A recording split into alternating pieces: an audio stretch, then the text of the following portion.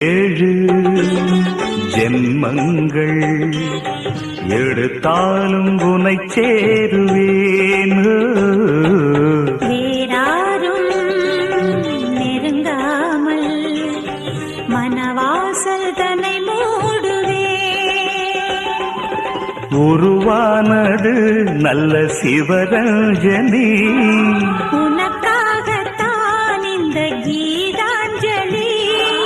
ராகங்களில் ஆலாபனை, மோகங்களின் ஆராதனை. உடலும் மனமும் தழுவும் பொழுதில் உருகும் ஒரு ஜீவன்தான் உன் பாடல்தான் ஓயாமல் இசைக்கின்றது.